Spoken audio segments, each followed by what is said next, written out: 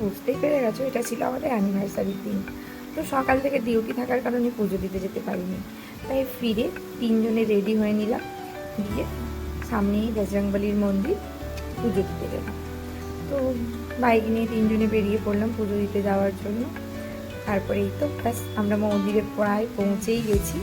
এই দেখো মন্দিরটা দূর থেকে দেখা যাচ্ছে। চলো এবার ভেতরে গিয়ে পুজোটা চটপট দিয়ে নিই।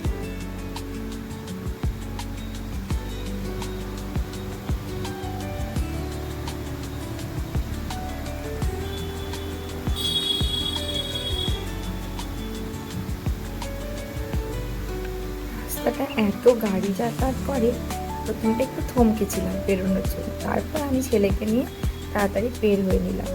তারপর পেছনে ও বাইক রেখে এলো।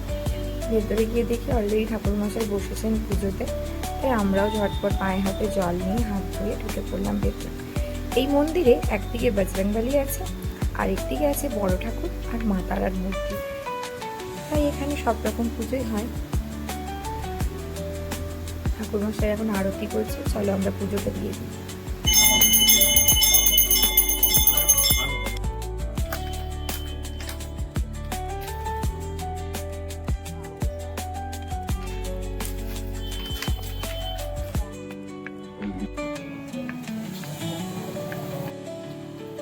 পুজো দিয়ে দিয়েছি, দেওয়া হয়ে গেল। চলো এবার বাড়ির দিকে যাবো, তাকে বাতি আর ধূপটা জ্বালিয়ে দেবো।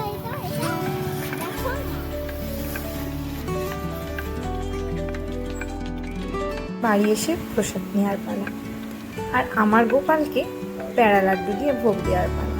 গোপালদেরকেও দিয়ে দিলাম ভোগ।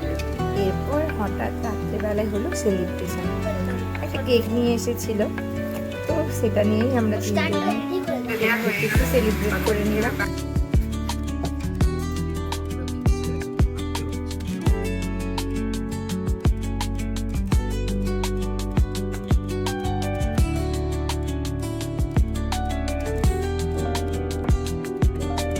তো দেখতে দেখতে আমরা দুজনে 9টা বছর পার করে ফেললাম। কোথা গিয়ে 9টা বছর পেরিয়ে গেল বুঝতেই পারলাম না। আগামী দিনেও এইভাবেই যেন আমরা আরও অনেকগুলো বছর একসাথে কাটাতে পারি। সবাই আমাদের আশীর্বাদ করুন।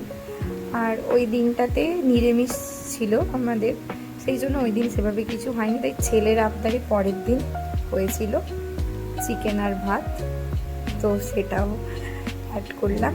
সবাই ভালো থাকবেন, আবার দেখা হবে। শেষে আমার বিয়ের কয়েকটা ছবি তোমাদের জন্য দিয়ে দিলাম, যদিও বেশিগুলো এখানে দিতে পারলাম না, তাই অল্প কয়েকটাই দিলাম। টাটা।